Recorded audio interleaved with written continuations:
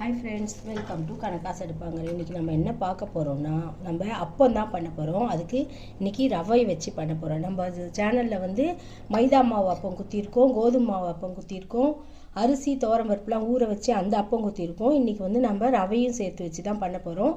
அது எப்படி பண்ணுறதுன்னு பார்க்கலாம். இந்த குட்டி கப்பால் 1 கப்பு ரவை எடுத்து இதில் போட்டுக்கிறேன். போட்டுன்ட்டு இதில் பாலில் ஊற வச்சு தான் நம்ம பண்ண போகிறோம். இப்போ பால் வந்து காய்ச்சி ஆறின பால் இருக்குது. அந்த பாலை இதில் சேர்த்துக்கலாம். 1 கப் அளவுக்கு சேர்த்துட்டு இது அப்படியே நல்லா ஊறட்டும். ஊறினதுக்கப்புறம் நம்ம என்னென்ன போட்டு இது கூட அரைக்கிறோன்றதை பார்க்கலாம். இது இப்போ அப்படியே நல்லா ஊறட்டும். அதுக்குள்ளே நம்ம இந்த பக்கம் இது அதே கப்பாலே 1 கப்பு கோதுமை மாவு, இது கோதுமை மாவை மிக்சி ஜாரில் போட்டுக்கலாம். அந்த ரவை ஊறட்டும். ஊறினோடனே நம்ம இது கூட போட்டு அரைச்சிக்க போகிறோம். அதே அளவுக்கு அதே கப்பில் அதே அளவுக்கு அரிசி மாவு 1 கப் எடுத்துக்கலாம். 1 கப் எடுத்துக்கிட்டு இது 3 சேர்த்து 1.5 கப்பு வருதா. அதே மாதிரி வெல்லம் வந்து 1.5 கப்பு எடுத்து வச்சுட்டு 1.5 தண்ணியும் குத்தி வச்சுருக்கேன். இதை நம்ம கரைச்சி வடிகட்டி விட்டு தான் பண்ண போகிறோம், கரைக்க போகிறோம் அப்பத்துக்கு. இப்போ இதை அடுப்பில் வச்சுக்கலாம். இது மெல்ட் ஆகிறதுக்குள்ளே ரவை வந்து ஊறிடும். இது நல்லா மெல்ட் ஆகட்டும். அதுக்குள்ளே இதுவும் ஊறட்டும் பார்க்கலாம். இப்போது வெல்லம் நல்லா கொதிச்சுட்டு இப்போ நம்ம அதை எடுத்து வடிகட்டி வச்சுக்கலாம். ஒரு பாத்திரத்தில் வடிகட்டி இதில் தான் நம்ம கரைச்சிக்க போகிறோம். ஏதாவது குப்பை மண் தூசி ஏதாவது இருந்ததுன்னா வந்துடும். அதனால் வடிகட்டிக்கிட்டு இப்போ இந்த ரவையும் பாருங்கள் அழகாக ஊறிடுது. பார்த்தீங்களா, இது நல்லா ஊறிடுது. இப்போது நம்ம இதில் வந்து 1 ஸ்பூன் ஏலக்காய் பொடி எடுத்து வச்சுருக்கேன். இதை வந்து நம்ம இந்த இதில் போட்டுக்கலாம்.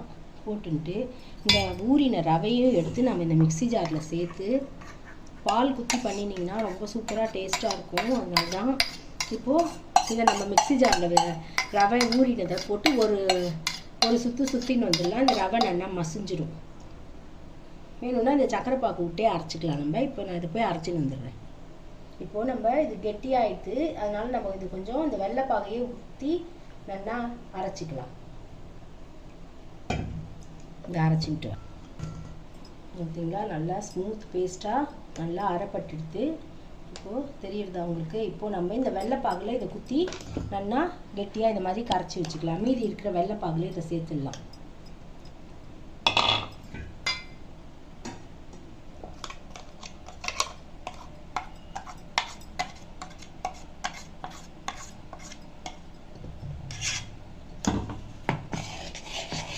நல்லா இது மாதிரி கலந்து வச்சுடலாம். இப்போது நம்ம அந்த வெள்ளைப்பாகில் குத்தி எல்லாத்தையும் மாவை குத்தி நல்லா கரைச்சி வச்சுட்டோம். இது ஒரு 1/4 மணி நேரம் ஊறட்டும். ஊறினதுக்கப்புறம் அப்பம் குத்தும் போது எப்படி குத்துறதுன்னு பார்க்கலாம். இப்போது நம்ம அப்பத்துக்கு கரைச்சி வச்சது நல்லா ஊறிடுது. இப்போது நம்ம அப்பம் குத்திக்க போகிறோம். ஒரு வானவை அடுப்பில் வச்சு அதில் எண்ணெய் குத்தி வச்சுருக்கேன். எண்ணெய் காயட்டும். அப்பம் குத்திக்கும் போது பார்க்கலாம். இப்போது எண்ணெய் நல்லா காஞ்சிடுது. இந்த மாதிரி ஒரு சின்ன கரண்டியை எடுத்து அதால் இப்படி எண்ணெயில் குத்திக்கலாம். ஒன்று ஒன்றா குத்தினா நல்லா வரும். இது மேலே வந்ததும் வேணால் 2வது குத்திக்கலாம். இப்போ 1 தான் குத்தணும் ஃபஸ்ட்டு. அது நல்லா தளிகாகட்டும் பார்க்கலாம். அதுவாகவே உப்பி வருது பாருங்கள். நம்ம குத்தின உடனே கரண்டியை விட்டு நல்லா இது பண்ணக்கூடாது. அதுவாகவே இந்த மாதிரி நல்லா வந்ததுக்கப்புறம் தான் நம்ம மெதுவாக திருப்பி விடணும். பார்த்தீங்களா, இப்போ நம்ம திருப்பி விட்டுக்கலாம். 2 பக்கமும் நல்லா கோல்டன் ப்ரௌனாக வரட்டும். பார்த்தீங்களா, ஒரே சைடில் 2 பக்கமும் நல்லா வெந்துடுது. இப்போ நம்ம இதை எடுத்துக்கலாம். எவ்வளோ குண்டு குண்டு அப்பம் பார்த்தீங்களா, சூப்பராக இருக்கா. இதே மெஷர்மெண்ட்டில் பால் குத்தி பண்ணுங்க. நம்ம எப்போவுமே தண்ணியில் தான் கரைப்போம். இந்த தடவை நான் ரவையில் பாலை குத்தி ஊற வச்சு அதை அரைச்சி பண்ணியிருக்கேன். எவ்வளோ சூப்பராக வந்திருக்கு பாருங்க. இந்த மாதிரி நம்ம அடுத்து அப்பம் குத்திக்கலாம்.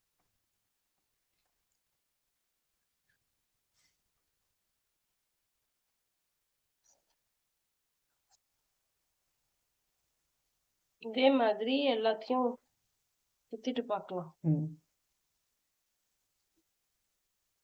தானா வருதுங்க. பார்த்தீங்களா, உங்களோட அப்பம் சூப்பராக ரெடி ஆகிருக்கு. தெரியுறதா உங்களுக்கு. எல்லா அப்பமுமே நல்லா குண்டு குண்டாக தான் வருது. இதே மெஷர்மெண்ட்டில் நீங்களும் ட்ரை பண்ணி பாருங்கள். இங்கே பாருங்கள், எண்ணெயில் இருக்கிற அப்பமும் எப்படி உப்பிண்டு எப்படி இருந்திருக்கு பாருங்கள். இதே மாதிரியே நீங்களும் ட்ரை பண்ணி பாருங்கள். பால் குத்தி கரைச்சி பண்ணி பாருங்கள். எப்படி இருக்குன்னு கமெண்ட் பண்ணுங்கள். தேங்க்ஸ் ஃபார் வாட்சிங். Bye friends. Bye friends.